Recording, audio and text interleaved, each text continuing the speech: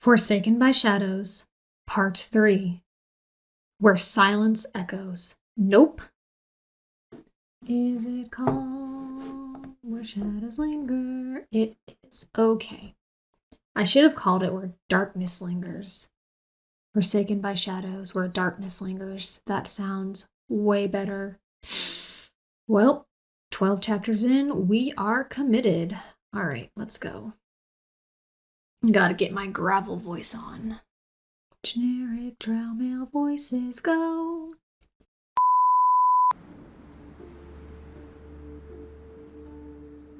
Welcome to Forsaken by Shadows, a production of Stories by Sarah Danielle. To start with, I want to thank you all for being so incredibly patient and gracious with me as I take long extended breaks to write the rest of this story. While I have a clear picture in my head of where it is going, communicating that picture in a way that is entertaining and eloquent takes time, effort, and no small amount of heartache. This story means so much to me, and I hope to share a little bit of that enchantment with you. So without further ado, previously on Forsaken by Shadows, from Risman's point of view, the extended version, since it's been a while. Today was arguably the worst cycle in my entire life, and considering where I came from, that's fairly impressive. It started out with so much promise, too. I was supposed to be commissioned into the Sanctuary's militia, but that didn't happen. For reasons unexplained, I was pulled, and a newcomer, at least new to me, was put in my place. Arden Zeren, the son of Torafein, my teacher and my rescuer, has returned to Lona, and with him are 3 new voices from the surface. A human called Korith, a half-elf named Jezra, and a sun-elf called Valen. While testing these new voices, I discover Valen has brought with him an unfortunate attitude problem, and a deep dislike of drow. I suppose I can't blame him, but that doesn't mean I have to like him. Until I learn that Valen isn't just any elf. It just so happens that he is from the same troupe of musicians that Mazira was raised in, before my brother murdered her kin. They not only know each other, but they are deeply connected by their loss. Normally, I wouldn't have minded this revelation. How wonderful it is for Mazira to have discovered lost family. But I had more plans for this cycle than just joining the militia. It's the anniversary of me and Mazira's arrival in Lona, and I intended to give her an amethyst ring I crafted myself and tell her what she means to me. Those plans are ruined by the meeting of Valen, and I leave Mazira to reconnect with him while I go home to sulk. I'm not proud of it, but I was tired, and the cycle was going poorly. But sulking has a way of attracting attention, and I'm accosted by Salarin, who, as usual, has some wisdom to share, before ordering me to sleep. Unbeknownst to me, he uses the time to find Mother Lara and question her on my behalf as to why I was removed from the militia. But when I run into him later, at the oath ceremony where my comrades are raised to service, he refuses to say what he's learned. Instead, he tells us not to wait up for him, as he will be in a late council meeting, and then leaves before the ceremony can commence. Any hope I had of stealing Mazira away is lost to the crowd, and we are all swept away to the Sunglow Tavern to celebrate the new recruits in the militia. When I lose Mazira to Valen's company yet again, I take a moment to myself, where I am then joined by Arden. While learning more about this mysterious half-drow and his strained relationship with his father, we are interrupted by Beltel, a newly promoted patrol captain. He's noticed our displeasure and has come to do something about it. One thing leads to another, and somehow we find ourselves sneaking away to eavesdrop on the council meeting, perhaps to get some answers. As we are breaking into a very conveniently, or inconveniently, placed spy hole, Tiana stops us. Beltel drags her in with us, where we learn the terrible secret. 4 Songblades have been murdered by drow out in the wilds. The news is devastating, the fear very real. We depart with promises of not breathing a word of what we have heard to anyone, and Tiana and I head home, where she treats me to a lecture her father would have been proud of. We then fall into speculation, until arriving at our street and realizing Mazira is waiting up for us. She's been home alone for who knows how long, and it's clear she's upset, but she won't admit to it. Our conversation is awkward, but before I can suggest we go inside, she announces she has a gift for me. What a coincidence. I have one for her as well. We move to the back of a house, to a mushroom garden the halfling neighbors keep for us, though it is seldom used. Mazira makes me sit with my eyes closed, and I admit, I'm a little more than intrigued. If my insides were a cavern, they'd be full of fluttering bats. But even my best hopes can't compare to what she actually sets in my hands. My very own singing sword, an enchanted weapon crafted specifically for the intended wielder, given to the militia soldiers upon their oaths. It comes with a cryptic note from Mother Lara, granting me permission to have it, and a vague promise that all will be made right, whatever that means. But as if the sword wasn't enough, it gets better. Upon Mazira's prompting, I draw the blade. Normally, I wouldn't have, as weapons make her nervous, but she insisted, and how could I resist? I unsheath the sword, and my head is full of song, words in her voice. Nothing more special could ever have been granted me. Though I know she sometimes has a fear of touch, I hug her anyways, then work up the courage to offer her my own gift, now far less special in comparison to her own. Yet you wouldn't know it by her reaction. At first, I thought she hated it. Her face didn't move. But then she tells me a story, a tale of her childhood when she uncovered jewelry her mother had stashed away. She is overcome with emotion I can't understand, but I don't need to. It's enough that she lets me hold her while she cries. The day has been difficult. Danger lurks outside our walls, but it's hard for me to care with Mazira in my arms. Torafein has been tasked with handling it anyway. If anyone can avenge our fallen, it's the legend himself.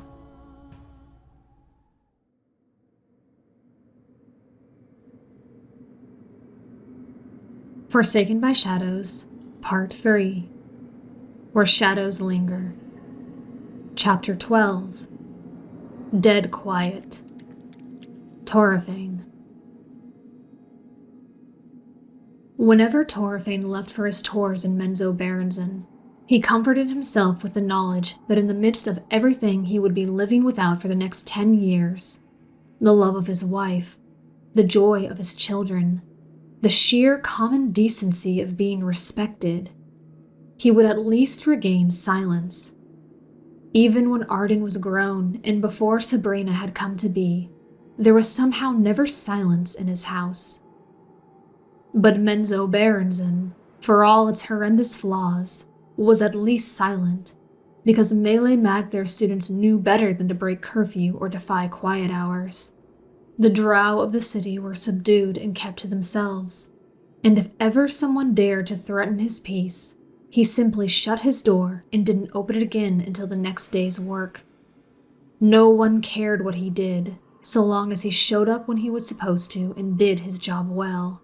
Silence was his only delight in Menzo Berenzon. Out here, in the wilds, it was agony. The caverns were too quiet. Not the tranquility of peace, but the stillness of death. They hadn't come across so much as a flump or a dark mental, let alone the drow they hunted. It made his skin crawl and set his soldiers on an edge they'd had no relief from for 8 cycles. Little monsters only fled when bigger monsters were out and about. So where were they hiding? He sat stiff and rigid with his back against the cavern wall, legs crossed, trying to take advantage of the nothingness to rest. Yet every time his consciousness slipped into a trance, his repose was assaulted by memories. That was the problem with trancing over sleeping. Sleep brought dreams, which could sometimes be pleasant. Trances brought nightmares, recollections of his own past he'd much rather forget, all the ways he had failed, as a husband, a father, and a guide. There was no shortage of supply to work with. He closed his eyes again, willing oblivion to take him, praying it would treat him kindly. But as his senses grew thick and heavy, the darkness shifted and flickered. He stood alone in a crowd of Melee Magther students, but saw none of them. All he could focus on was the red blood of an innocent girl whose death he had allowed to happen. He didn't even know her name. Teloriel hadn't bothered to tell them, but Risman knew it. Risman, whom he'd been keeping an eye on these last 5 years, who reminded him so much of Arden at times it hurt to instruct him the way Melee Magther required. Sowing with violence, reaping brutality. But Risman had held on to some level of tenderness. He had known the girl, and loved her, judging by the way he clutched her broken body to his chest. His unbridled, unmasked passion left Torafein with precious few seconds to make some critical decisions on how to keep the boy from following after her in death. He wouldn't fail Risman the way he'd failed Arden. Torafein's eyes snapped open, and were he a less disciplined elf, he would have groaned in despair. In all his considerable life, there were few memories that bit harder than that one. But that was why he was here, wasn't it? In the wilds, hunting Teloriel, atoning for a sin of an action which nearly cost Mazira her life, wreaking vengeance on the one who'd brought her to the Underdark in the first place, so that maybe, one day, he could look into her sweet face without the pain of regret. Regret. The fuel that drove him ever onward. Laments that sent him out of his house less than a cycle after his family had finally been made whole again. What did it say about him that he was willing to drop everything for anyone who wasn't blood related to him? Would he ever cease to be a disappointment to his only son? No. That wasn't entirely true. Not the disappointment part. He'd seen the look on Arden's face when the boy had caught him preparing to leave. Another battle lost in the reconciliation of their relationship.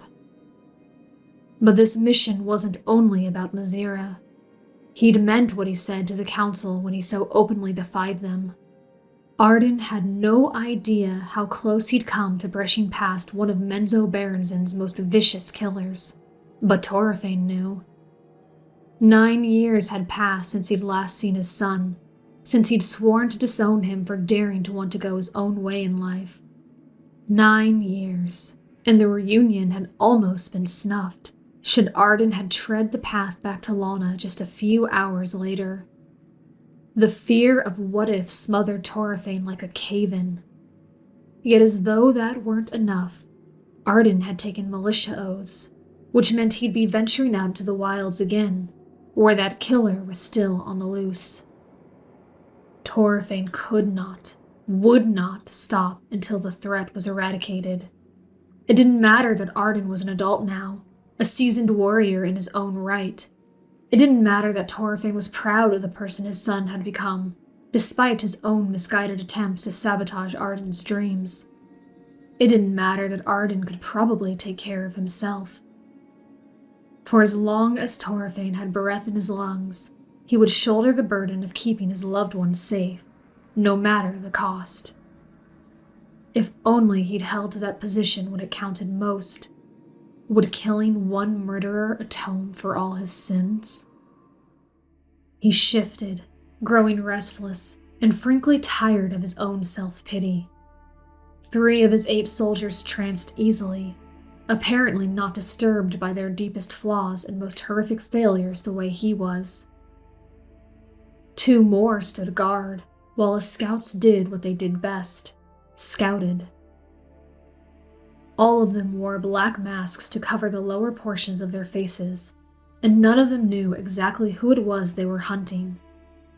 He thought again about whether or not he should tell them, but Emma Lara had insisted he not start any rumors until facts were confirmed, as if they needed more proof than 4 crescent-shaped face marrings. At least his soldiers knew it was a drow they were looking for, unlike the rest of the city. The Reverend Mother hadn't lied when she announced the death of the Songblades. She'd just heavily implied a wild animal or a mindless monster had been behind the attacks. A stone skittered somewhere in the dark, and Torafein's sword was in his hand before he'd even spun to face the sound. His trancing warriors leapt to their feet, his 2 guards snapping to attention with weapons drawn. "It's us," came a sharp, urgent voice. "We found something." "We found someone," came the second voice. "He's wounded." 2 men materialized through the gloom, hoisting a third between them. A trail of red-hot blood dribbled in their wake, oozing from the chest of the limp elf as his head lolled back and forth. Chrysla, their appointed Songblade, moved to intercept them, but Torafein growled a harsh, "Hold!" The priestess froze, and so did the men, who appeared to be his scouts, but Torafein knew better than to trust his eyes. Magic could play any number of clever tricks. Torafein studied the scout on the left, a stocky male drow. "How did you meet your wife, Jahali?" The scouts exchanged surprised glances, as though they were under the impression that returning from the shadows with an obviously wounded individual overrode protocol.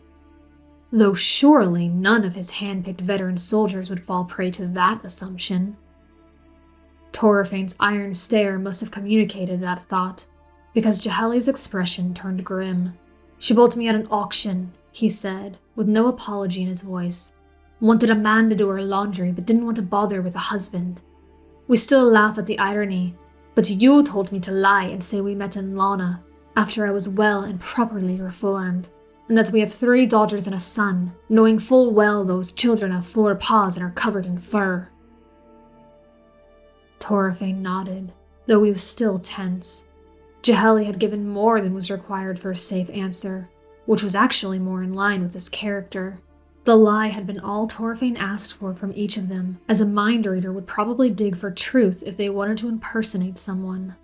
The other scout, Shameth, glanced distastefully at the sword still pointed at him. "And I'm 603 and looking forward to retiring," he said, offering the lie he was given before prompted, "so I can live out the rest of my days on the shores of the Sword Coast. This man is dying, Torafein. He needs our help." Chrysla glanced at Torafein, her eyes full of concern, but Torafein wasn't quite convinced yet. "Who is he?" he asked instead, as though the pool collecting at the stranger's feet didn't concern him. "Where did you find him?" "He looks like an escaped slave," Shameth said. "Give us light and you'll understand. We found him up by the limestone ledge." "Go ahead, Chrysla," Torafein said. "Give us light." Chrysla sang a wordless tune, and a small orb of white light flickered above their heads. The wounded elf moaned, now revealed to be so fair of skin and hair both looked to be the color of snow, just as white as his tattered garments were, before his torso was slashed open. How he was still alive enough to make noise, Torafein could only guess. But then, he'd seen miracles before. "He might know something," Chrysla said, twitching a little as though she was physically restraining herself to obey his hold command. "He won't know anything much longer," Shameth said, "unless we do something about his condition." Torafein narrowed his eyes, unable to shake the nagging sense that something was deeply amiss. After so many cycles of utter silence, a nearly dead slave just happened to turn up in their path? They were within the outer rim. People didn't just wander in here, and certainly not slaves. The one and only time a stranger walked into the sanctuary without a guide to show them the way was when Salarin had turned up with his infant daughter and wild tales of a goddess directing his steps. That meant this scenario wasn't completely unprecedented, but still, it seemed awfully convenient. Yet his scouts had passed their security questions, and the man was very clearly dying. His soldiers were right. Whether the stranger was friend or foe, the only way to find out would be to heal him and ask questions. "Do it," he finally said, and the priestess released an audible sigh. The scouts laid the slave down and Crislin knelt at his side. "It'll be all right," she told the wounded man.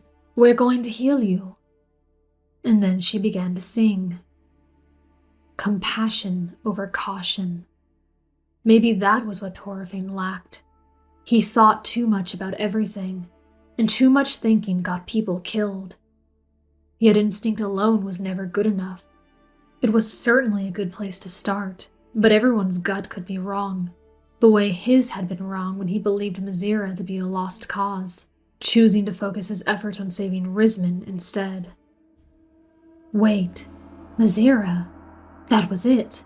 That was what was so wrong with this situation. "Crisla, wait!" he said, but it was too late. The final notes of the priestess's song faded into the cavern, and a light spread throughout the stranger's body. The wounds on the elf's chest melded together. She must have used a powerful spell. And he gasped, his eyes fluttering open to reveal sapphire blue irises. He started to sit up, but Torafein's blade at his throat hindered his progress. "Who are you?" he snarled. "And how did you get here?" Crisla looked startled, perhaps surprised at Torafein's aggression, but he didn't care. She knew enough not to question his tone, and moved to stand behind him, a hand on her saber. Around them, the soldiers tensed, responding appropriately to the threat in Torafein's voice. 4 of them turned aside, scanning the darkness for other dangers, while Torafein did his work. The pale elf blinked rapidly, raising a hand to shield his eyes from the orb above them. "Mercy, please," he said, a note of fear in his voice. I come seeking sanctuary. I was told I could find it here." "By who?" Torafein asked, jabbing the point a little closer to the stranger's throat. Divdair Aureliel. He told me how to get here and said I'd be safe. Please, mercy." Torafein didn't take his eyes off the elf, but he felt his soldiers exchange glances. Divdair was the guide who had replaced Torafein and Menzo Berenson. But guides didn't send new voices on their own. So either the slave wasn't being fully honest, or something awful had happened to Divdair. Or both. "Who injured you?" Torafein asked, though he suspected he knew the answer. "My master. He caught up with me. The elf broke off his statement with a shudder, a perfect imitation of a traumatized victim. But that's all it was. An imitation. Torafein was sure of it, even as he sensed the uncertainty in his soldiers. The more he thought about it, the more convinced he became. "How tragic," Torafein said, placing the killing edge of his blade against the pale elf's throat. Crisla raised a hand as if she was going to try to stop him, but then seemed to think better of it. Wait! The elf cried, trying to scoot away from Torafein's blade, but he found his way blocked by one of the soldiers. "Please, I beg you, mercy!" "I have no mercy for liars," Torafein said. "But I will offer you one more chance. Think carefully about how you answer my questions." "I don't know what you mean," the elf whimpered. Torafein was disgusted. "I know who it is we stalk in these wilds," he said, and his soldiers exchanged more glances. "I know if he wanted you dead, he'd have made sure he did it right. I know if he'd meant us to find you like the others, he'd have left his mark." With a quick flick, Torafein snapped his blade up and nicked the elf's cheek, so that a thin line of blood appeared on otherwise colorless skin. His soldiers shifted uncomfortably, their tension heightened at the sight of fresh blood. Torafein was aware of what he must look like to them. Callous and cruel, tormenting a helpless slave, and it filled him all the more with rage. How dare this pale elf come into his patrol and try to fool them? He took the insult personally. "And lastly," Torafein said, as the elf stared up at him with eyes that were steady, devoid of the fear his body language spoke of, and no longer blue. Red eyes looked back at Torafein, red eyes that gleamed with lethal intent, red eyes that didn't belong to surface folk, but were the blood-soaked color of elves born to love darkness. This was a damn trap, and Torafein knew it. But he didn't react as if he did. He just finished what he was going to say, hoping it stung the killer he suspected lurked nearby. "If your supposed master had taken another fairy slave, he wouldn't have taken one such as yourself. He would have taken a little girl to replace the one I stole from him." "Commander, his eyes!" Chrysla hissed, apparently having just noticed the shift in color. She drew her own saber and pointed it directly at the stranger's heart. Attracted by her words, the soldiers who had turned away whipped back around, ready to pounce at Torafein's command. The pale elf still had his hands raised, as though in surrender, but his feigned trembling ceased. Slowly, he wiped away the stream of blood Torafein had left on his cheek, his lips curling into a smile. "You must be the famed Torafein Zeren, as ruthless as your reputation. Mindra said we'd find you here, but I admit, I was skeptical." Mindra. The name sounded familiar. Did Rizman have a sister named Mindra? That seemed right, but Torafein didn't know much about the daughters of House Tyr. He also didn't particularly care at the moment, nor did he bother to deny the claim of his identity. He pressed his blade deeper into the elf's throat until it bit, drawing yet another stream of crimson. "And you are?" "I?" The elf paused, as though considering his words carefully. Then his condescending smile became a sneer. "I am your new master." Too late, Torafein noticed the darkness creeping into the eyes of the stranger. The elf blinked once, and his irises were gone, replaced by deep, fathomless pits of black. The shadows at Torafein's feet writhed and gathered, then snapped around his ankles and wrists, burning his flesh and seeping into his skin. Magic crawled through his veins, wriggling like worms, up, and into his skull. Torafein tried to shout, tried to order an attack, but his body no longer obeyed his commands. Pinpricks of pain blossomed around his brow. Blood dribbled from tiny wounds he couldn't see as the magic pierced through his flesh like a circlet of misery. It all happened so fast. The words had barely emanated from the stranger's lips before Torafein found his muscles bunching and tensing. Completely against his will, he hefted his blade and plunged it into Chrysla's stomach, shattering her orb of light. He watched her fall in utter silence as the priestess cried out, but it was no use. Shadows clawed for his mind, sending his vision into blackness while infernal chanting ricocheted in his ears, consuming his will to fight the darkness. The stranger moved then, darting forward to catch the stunned Chrysla before she fell, cradling her in his arms as she choked on her own blood, unable to voice a healing spell.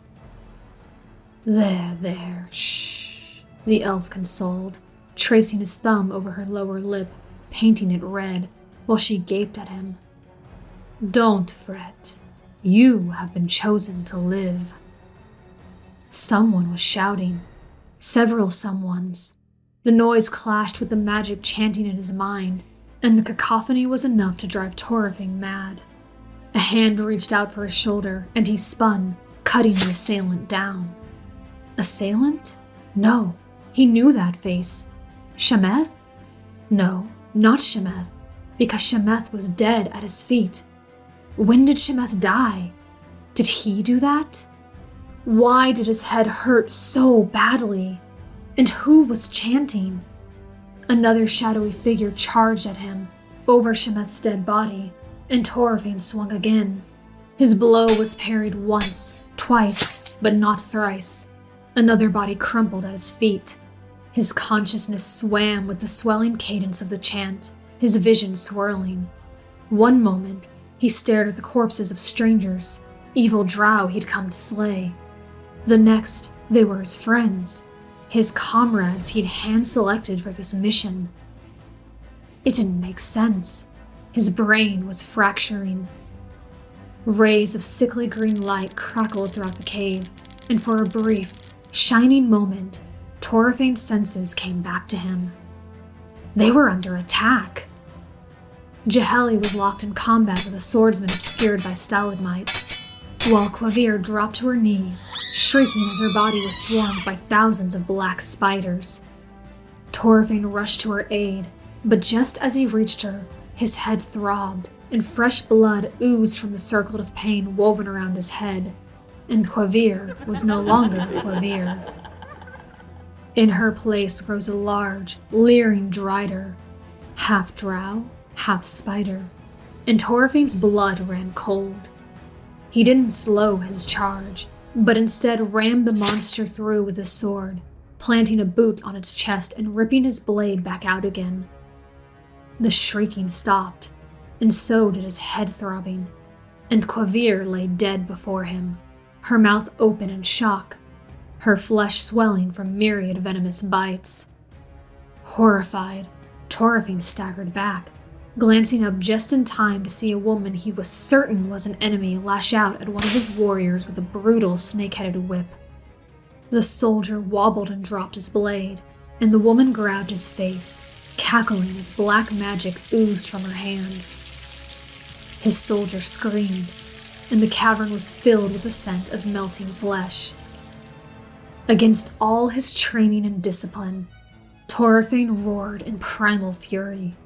He raised his blade and hurled it at the woman, but she looked up, alerted by his scream. She threw his warrior aside and jumped out of the way, and his blade clanged uselessly into stone. "I thought you had him on a leash, Ivory!" she shouted, a sentence that made no sense to Torafein whatsoever. It didn't matter. He made to run for her, to strangle her with his bare hands if he had to, but he hardly made it 2 steps before something sharp thudded into his back, dangerously close to his spine. He tried to ignore it, to carry on, but 2 more thuds brought him to his knees as an all too familiar tingle crawled beneath his skin. Throwing knives, he presumed, laced with sleeping poison, a drow specialty. Torafein fought to remain conscious as he slumped over, distantly aware that the cavern was quiet. The shouting had ceased, the chanting in his head was gone, and he was suddenly very aware of the horror he had inflicted. He'd killed Shemeth, Ioria, and Quavir. Some type of madness had overtaken him, and he'd just killed them. And Krizla. Mercy, Krizla! He craned his neck to look for her, and found her not far away. She was still cradled in the arms of the pale elf, who watched him with his head tilted aside, as though Torafein was a curious mold growing on the side of a house. Krizla moaned, and the elf looked away, stroking her face and shushing her, like a child he was trying to comfort from a nightmare. Where were his other warriors? Surely they weren't dead. Not all of them. They were elites, the best Lana had to offer.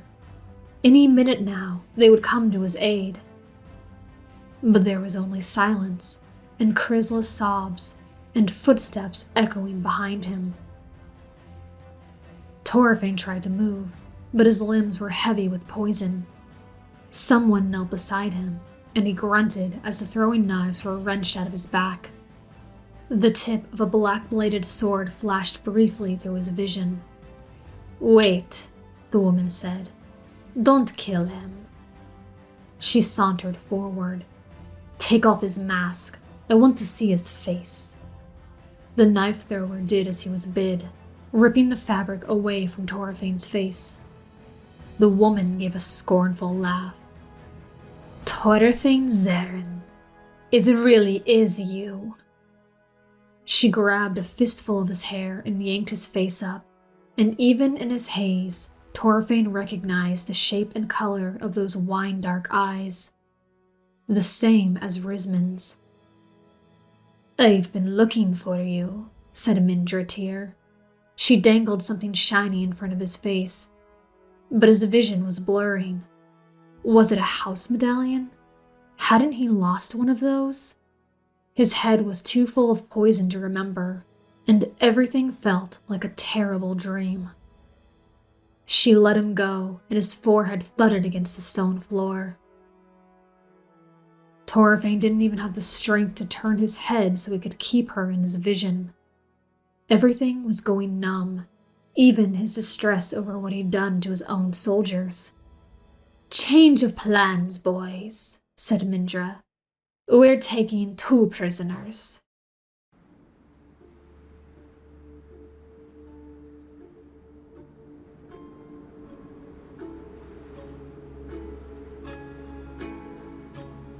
Thank you for listening to this episode of Forsaken by Shadows, written and produced by me, Sarah Danielle.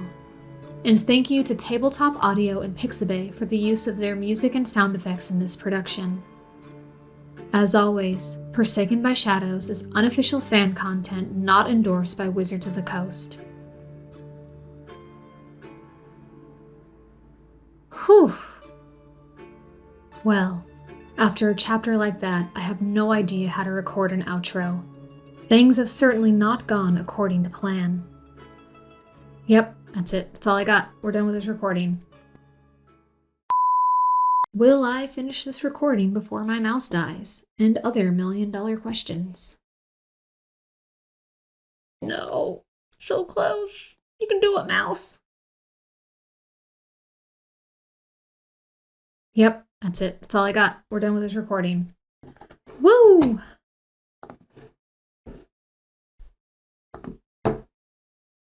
And the mouse is still alive. Uh-oh. Stop. Are you kidding me? It died? It died. Ah, finally. No, it didn't die. It won't let me hit the stop button. It won't let me hit the stop record button. It died right before I could hit the stop record button. Okay.